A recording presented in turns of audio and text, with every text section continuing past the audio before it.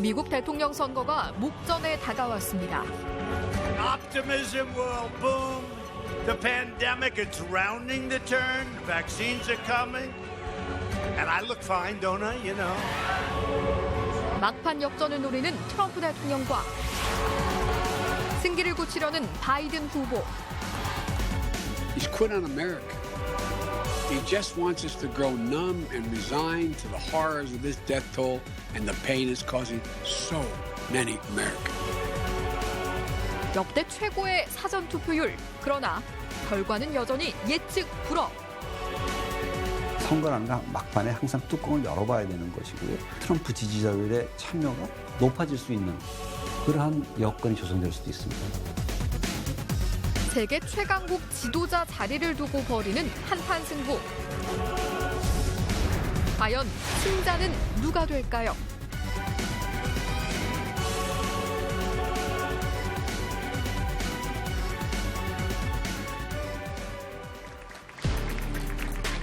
코로나19 사태라는 세계적 악재와 맞물려 어느 때보다 주목받은 46대 미 대선. 두 후보의 난타전은 1차 TV 토론에서 시작됐습니다. Everybody knows he's a liar. But you I just want to make sure. You're the liar. I want to make sure. Graduated last in your class, not first in your class. 사회자의 중재에도 인신공격성 발언이 난무하자 격한 반응도 이어졌는데요. The question is, will you shut up, man? 그리고 한 달여 만에 진행된 2차 TV 토론회. 마지막 토론인 이 무대에서 두 후보는 또다시 코로나19 공방을 이어갔습니다. I was in for a short period of time and I got better very fast, or I wouldn't be here tonight. It will go away, and as I say, we're rounding the turn, we're rounding the corner. It's going away. We're about to go into a dark winter, and he has no clear plan, and there's no prospect that there's going to be a vaccine available for the majority of the American people before the middle of next year. 한치의 물러섬도 없는 두 후보. 그런 가운데 우리의 관심을 끌었던 건 두 후보의 대외 정책, 바로 대북 문제였습니다. We have a different kind of a relationship. We have a very good relationship, and there's no war. He's legitimized North Korea. He's talked about his good buddy, who's a thug, and he talks about how we're better off, and they have much more capable missiles, able to reach U.S. territory. North Korea, we're not in a war. We have a good relationship. You know, people don't understand. Having a good relationship with leaders of other countries is a good thing. Like saying we had a good relationship with Hitler before he, in fact, invaded Europe, the rest of Europe.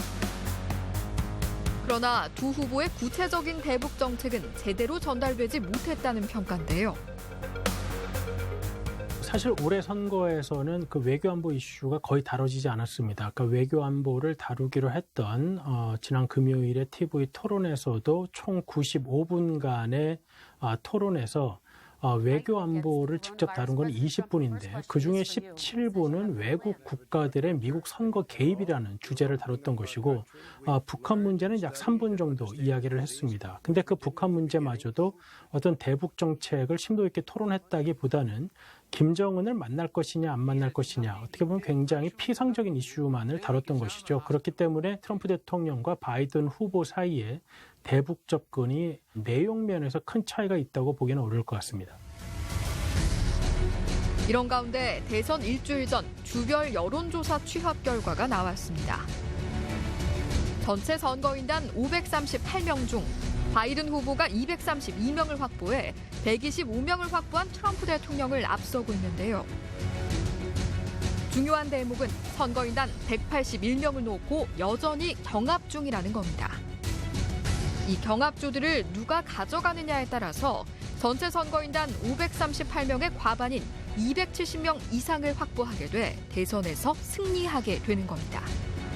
미국은 사람 수대로 투표를 해서 그 결과 가지고 대통령 선거 결과를 내는 데가 아니라 인구 비례해서 각 주마다 선거인단의 수가 결정이 되어 있고 실제 각 주에서 공화당이냐 민주당이냐 어느 쪽의 후보가 더 선거인단을 많이 확보하느냐에 따라서 그 주 전체의 선거인단이 다 그 후보에 돌아가게 됩니다. 그래서 예를 들어서 플로리다의 선거인단이 뭐 29명이다. 그러면 뭐 민주당의 선거인단이 공화당의 선거인단보다 더 많은 표수를 확보했다. 그럼 29명이 다 민주당으로 넘어가게 되는 것이죠. 그래서 선거마다 결과가 바뀌는 그런 경합주들이 결국 유세의 초점이 되는 거죠.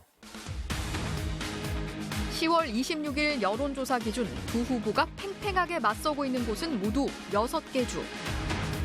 여기서 조금이라도 앞서는 후보가 그 주 전체의 선거인단을 가져가는 겁니다. Pennsylvania is a battleground state because, and very important to this election, was a handful of votes really across the state that decided Pennsylvania, going either for Hillary Clinton or Donald Trump. 그러다 보니 두 후보 역시 경합주 공략에 그야말로 사활을 거는 모습인데요. 마지막 유세 일정도 경합주 위주로 잡혀 있습니다. How do you lose to a guy like this? And by the way, we're leading in North Carolina. The American people are showing up, as you all know. And quite frankly, if we win Florida, you've won. 여론조사상으로는 승리가 유력한 민주당 바이든 후보. 그러나 언제든 트럼프 대통령의 역전은 가능합니다. 여론조사가 잡아내지 못하는 표의 향배가 최종 결과를 결정짓는 경우가 있기 때문입니다. 4년 전 대선에서 그런 일이 있었는데요. 당시 민주당 힐러리 클린턴 후보와 공화당 도널드 트럼프 후보.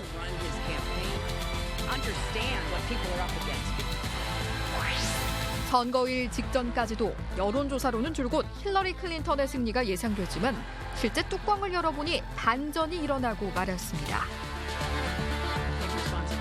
여론조사와 반대 결과가 나온 겁니다.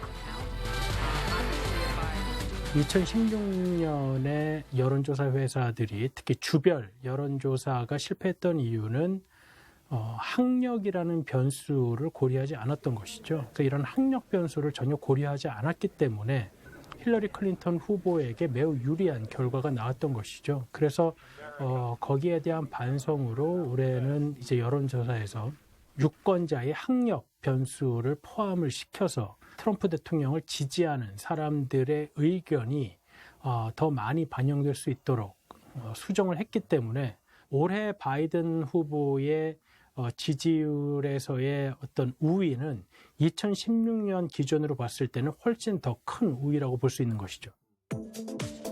그런데 이번 대선에서 새롭게 떠오른 변수가 있습니다. 바로 사전투표입니다. 코로나19 여파로 인해 감염을 우려한 미국인들이 사전투표에 몰려든 건데요.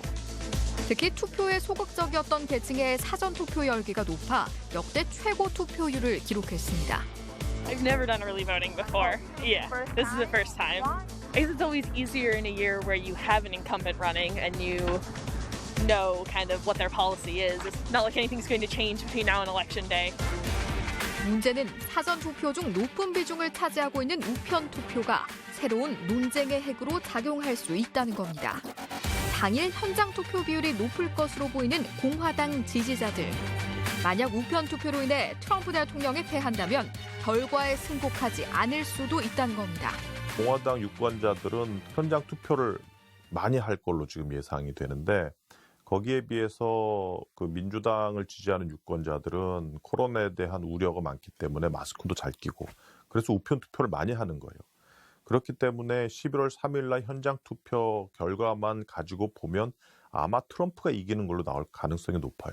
여기서 이제 예상되는 우려는 우편 투표에서 실질적으로 그 바이든 후보가 종합했을 때 이긴다 하더라도 현장 투표에서 트럼프 대통령이 이길 경우 트럼프 대통령이 바로 승리 선언할 수가 있습니다. 과거의 경우는 이제 우편 투표 비중이 낮았기 때문에 현장 투표에서 승리를 선언하면 대부분 수용을 했습니다. 근데 이번의 경우는 바이든 후보가 줄곧 앞서 있었기 때문에 이런 우편 투표 결과가 나오기 전에 먼저 트럼프 대통령이 승리 선언을 할 경우는 결국은 재판으로 갈 수밖에 없습니다. 근데 최종 심인 대법원에서 얼마 전에 이제 민주당 출신 대법원 판사가 사망하면서 이 긴급히 그 공화당계 인물로 채웠습니다. 그래서 만약 트럼프의 손을 대법관들이 들어준다면 의외의 결과가 벌어질 가능성도 있다는 거죠. 한 치 앞도 가늠할 수 없는 46대 미국 대선. 현지 시각 11월 3일 화요일입니다.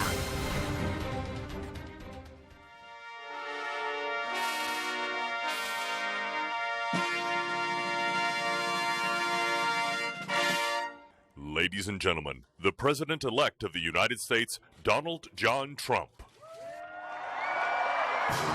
2016년 제45대 미국 대통령으로 취임한 도널드 트럼프.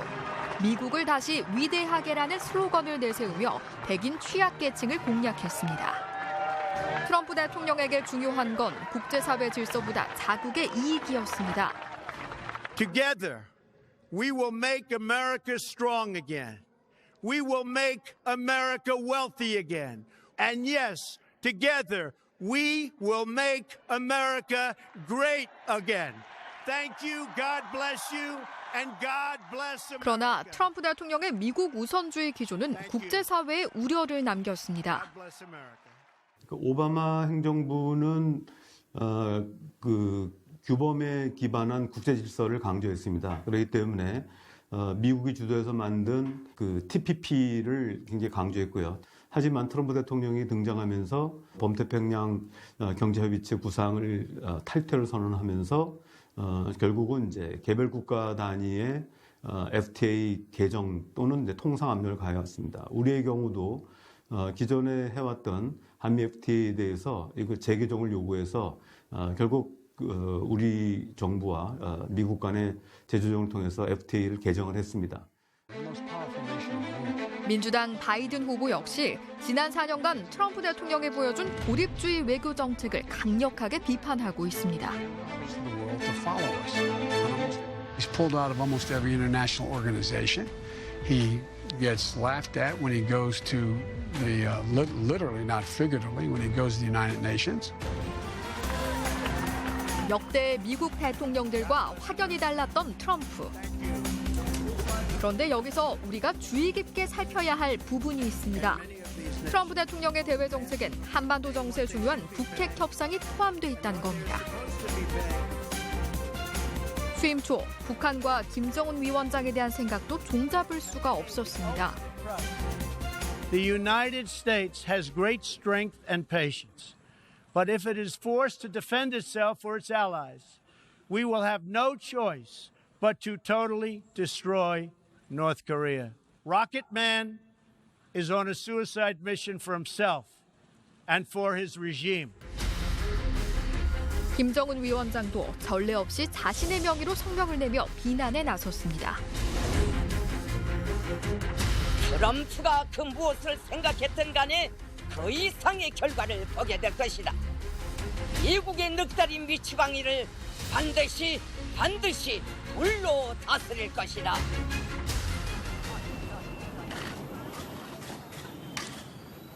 그러나 2018년 북미 외교의 대전환이 시작됐습니다. 극과 극으로 치닫던 북한과 미국. 두 손을 맞잡은 두 지도자는 언제 그랬냐는 듯 칭찬과 감사의 말을 전했습니다. Great personality and very smart. Good combination. Really, he's a worthy negotiator. 오늘과 같은 이런 자리를 위해서 노력해 주신 트럼프 대통령께 사의를 표합니다. 사상 처음으로 북한의 비핵화 카드를 협상 테이블에 올려놓은 트럼프 대통령. 파격적, 전격적, 트럼프의 추진력에 대해 긍정적 평가도 이어졌습니다. 그러나 최종 결과에 대한 평가는 부정적입니다. 사실은 이제 트럼프 시기가 굉장히 특이한 시기였죠. 그런지 트럼프 대통령이 소위 말해서 기존의 체제와 기득권에 대한 불신이 밑에 깔려 있었기 때문에 가능했던 거고. 지금 트럼프 대통령은 역대 대통령과 달리 톱다운 방식, 직접 협상에 나섰습니다. 또 상당 부분을 트럼프 대통령의 결단에 의해서 추진했기 때문에 이런 부분들은 상당히 돌파력이 있다 이렇게 볼 수 있습니다. 결국은 그런 탑다운 방식 때문에 정상회담도 이루어졌지만 그러한 탑다운 방식 때문에 하노이 회담이 깨진 거예요.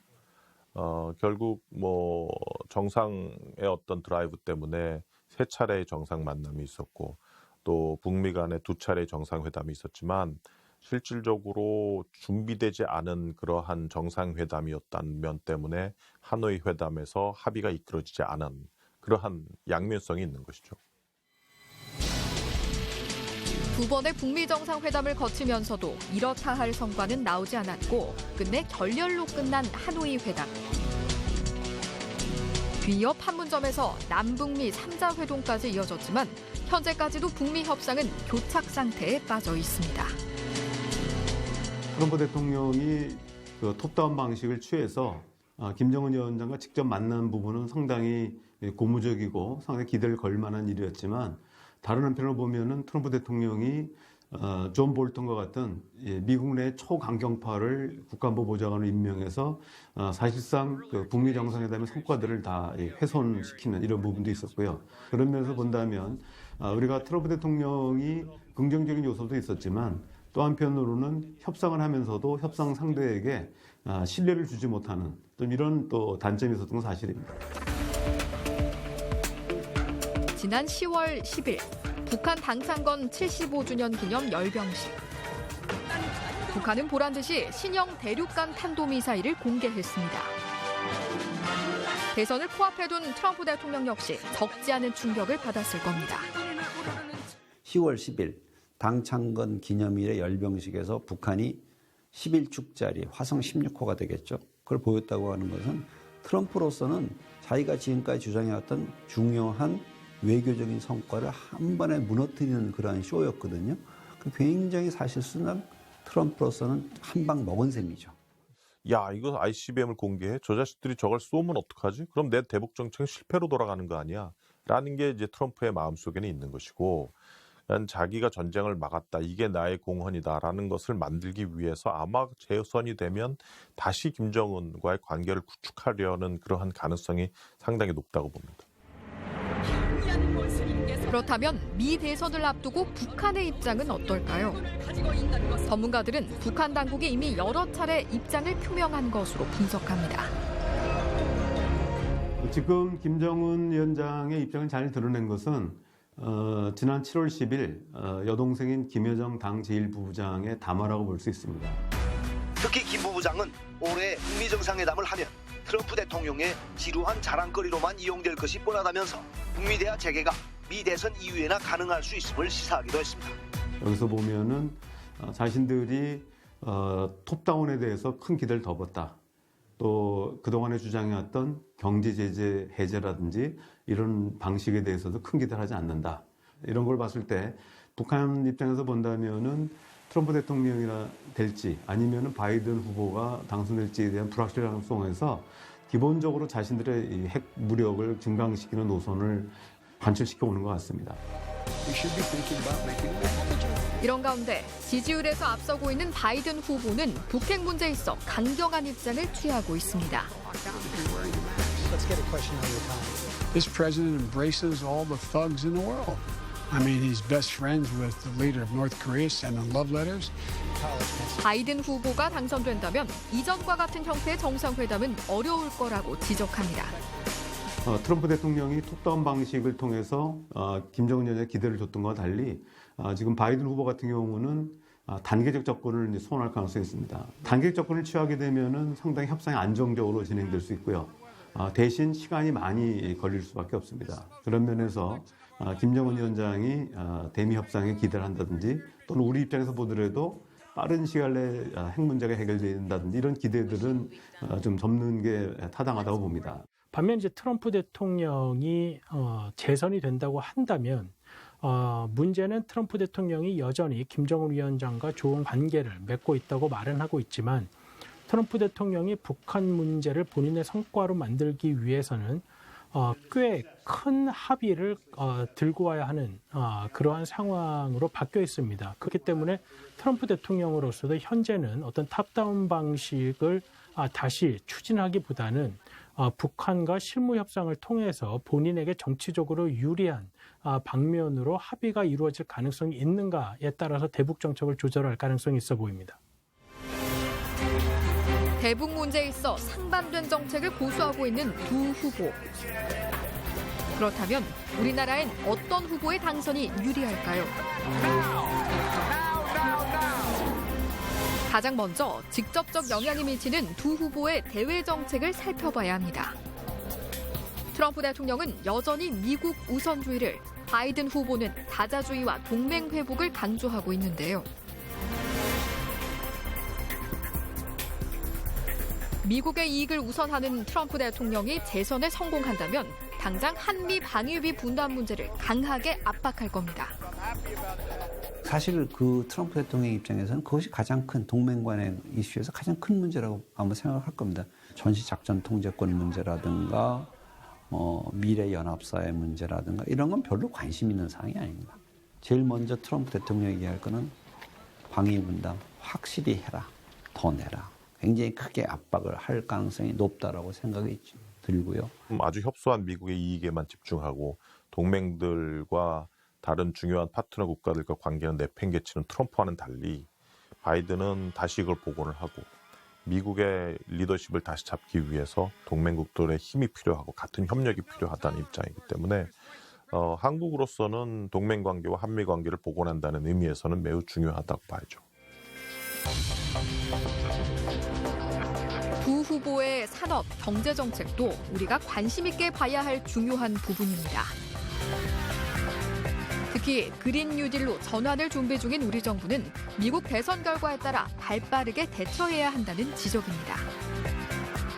바이든 후보는 이제 신재생 에너지 쪽을 매우 강조를 하고 있고 그렇게 본다면 우리나라가 미국과 경제 활동을 하는 데 있어서 우리나라의 산업별로 영향이 있을 수밖에 없는 것이죠. 예를 들어 바이든 후보는 2035년 이후에 화석연료를 사용하는 차량 등에 대한 규제를 매우 강하게 할 것이라고 본다면 우리의 완성차 업체들은 미국에 차량을 수출하는 데 있어서 좀 영향을 받을 것이고, 반면 이제 신재생 에너지를 강조하기 때문에 또 우리나라가 강점이 있는 배터리 수출 분야에 있어서는 또 득을 볼 수도 있습니다. 신냉전이라 불릴 만큼 극으로 치닫고 있는 미중 갈등. 대선 결과에 따라 우리 정부가 취해야 할 포지션도 달라질 것으로 보입니다. 미중 지금 경쟁 구도지 않습니까? 그래서 확실한 한국의 선택의 모습을 보여라라고 할 가능성이 높습니다. 그래서 트럼프 대통령이 예를 들어서 화웨이랑 끊어라. 그리고 이쪽에서 기술 협력을 해라. 이런 식의 압력이 더 강해질 것 같고요.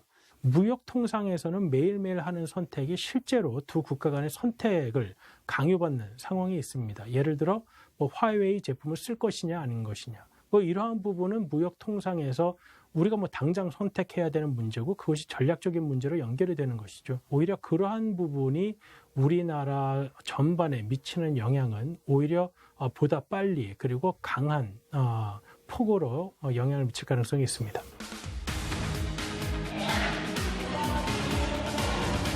현지 시각으로 오는 화요일 치러지는 46대 미국 대선. 결과는 아무도 알 수 없습니다. 그러나 지금까지 파악된 두 후보의 정책을 두고 우리는 발빠른 대응을 시작해야 할 때입니다. 바이든 후보냐 트럼프 후보냐 다 장단점이 있는 거죠. 누가 되면 나아질 거고 누가 되면 나빠질 거다 이렇게 예단하기는 쉽지가 않습니다. 정책의 우선순위, 무게를 어디다 둘 것인가를 잘 고민해서 대응해야 될 것이라고 생각을 합니다. 대선 이후에 정책이 어떻게 전개가 될지에 대해서 좀 생각을 해보고 한국의 이익이 반영이 될 수 있도록 노력을 해야죠. 외교전을 피고 한국 정부가 우려하는 어떤 북미 관계라든지 이러한 부분들에 있어서도 한국 정부의 어떤 입장을 많이 반영시키도록 노력하는 게 중요하다고 봅니다. Thank you, everyone, and have a great night. Thank you.